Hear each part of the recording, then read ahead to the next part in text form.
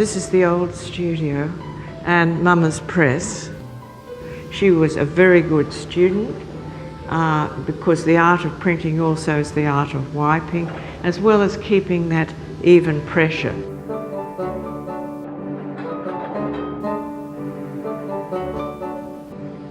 It would have evolved as Norman, I would imagine, seeing her as really very good at what she was doing. And so here was somebody who could print, who could do a proof, who could show him what was going on then and there. They complemented each other. And I remember Mama saying to me, you know, he took my finest sewing needle so he could get some of the effects he wanted because the etching tools couldn't do it. She used to tell cards, and Jane had a friend up to stay, and we were up in the house. And Mama was doing the cards, and Mama hadn't come across, didn't know anything about this person. And she'd never been to Springwood before, and she got up quite distressed and said, I've never told those things to anybody in my life. Norman came out of the studio, and he said, oh my God, Rose, what on earth's happened to you? Because she had really changed, she'd really changed. And she said, Norman, I really have something awful to tell you. I've lost the pictures. And he said, oh, I'll paint some more. For heaven's sake, you know. She ended up having shock treatment. She became really severely clinically depressed. Well, she felt she destroyed something that she believed was more worthwhile than herself, or Norman for that matter. She was sleeping she'd taken the blankets off the bed, and she had newspapers to keep her warm, and she had an eiderdown on top of that. But she was right out of it. But also compounded by Springwood at that time having this ghastly GP who nearly killed everybody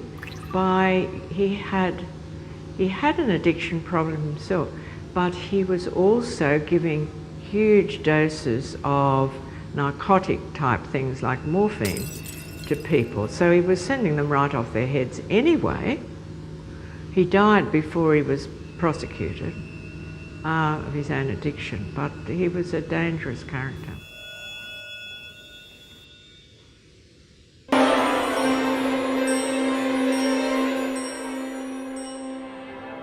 I was going to a wedding, masses of people, the bride had arrived, and they were walking down to the church. And so I think everybody, including the driver of the cars, eyes were on the bride. That's what I think happened.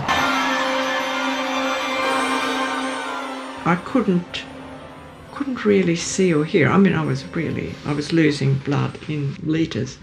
My husband was told that I was lucky if I would live 24 hours.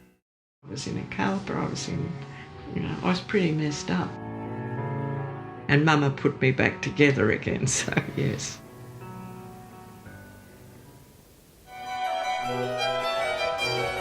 I've got a feeling she was in one of these, but I'm not sure. I'm pretty sure she was that figure.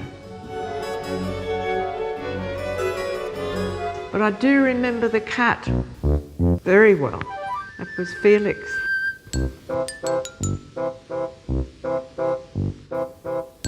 So eat away, chew away, munch and bolt and guzzle, never leave the table to fill up to the muzzle. Of course, kids like that sort of thing.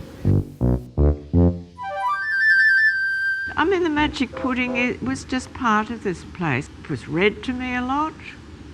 So desperately wanted the tree house. I wanted it, and Mike the gardener was going to build it for me, and then I was really, really very naughty, and we had one of those big English lawnmowers, petrol lawnmowers that caught the grass, and he used to put it into big bags. I was about 4, and I emptied them out. And he said, look, if you do that again, I'm not going to build you the tree house. I didn't believe him. I emptied them out, and he taught me a great lesson. He said, I told you, I'm not building it, and he never did.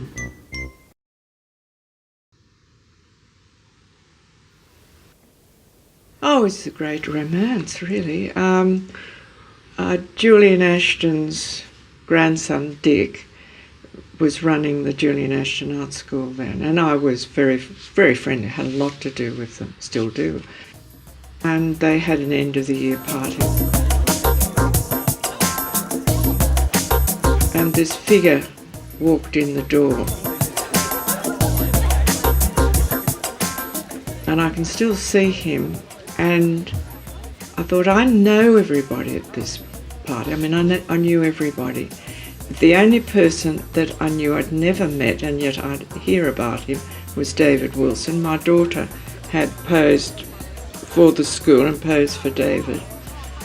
And I thought, that's who it has to be.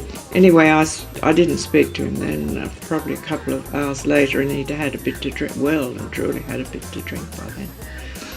And I went over and introduced myself, and he said, tremendous. Anyway, we had a conversation, God knows what it was about at that stage, and I went up and I said to Wenda, just met David Wilson, he's such a beaut bloke. And she said, oh, Lou, don't get interested in him, he'll break your heart, because he's just broken somebody's heart, and he's a loner, and he's only interested in for his life to paint. And I said, I'm not interested in him like that. And I drove David home, and I went to see an old friend, and I said, I think I've fallen in love with an alcoholic Irish Catholic painter, which she commiserated, didn't think that was the brightest thing I'd ever done.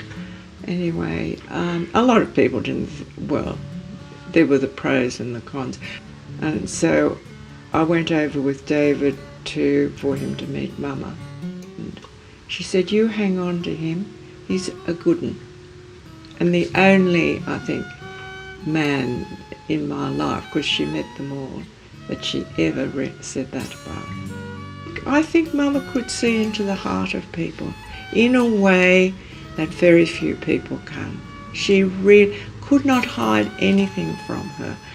And the portrait of David's towards the end of her life, I think you can see it in there. She had just had the ability to look into your soul. And I cannot think of any time in my life in anything to do with me where she was ever wrong.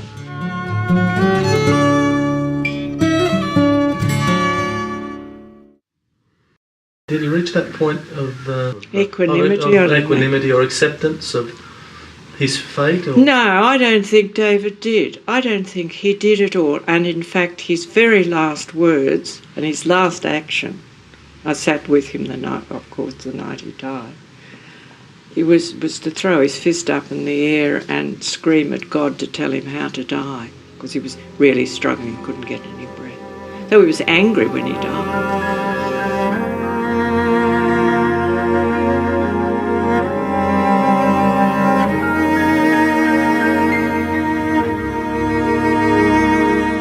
It took me 6 months before I cried. I used to screamed a lot. But then I just fell to pieces one day. I looked all right, and I went through, and I probably sounded all right. But it was years before I started to feel, there was something in my life rather than this huge vacuum. I think he tries to make me happy and, to make my life go a bit more smoothly. I really do have it. That's ridiculous, because I'm not a superstitious person. Great friend of mine, a psychologist, clinician, said to me, Winnicott said it, the gleam in the mother's eye. That moment when your, let's say, mother, in inverted commas, sees you, just for that moment there's a gleam. And it's what everybody wants for the whole of their life. I mean, he gave me that as a gift too, that for somebody in this world I was. The gleam in their eye I was.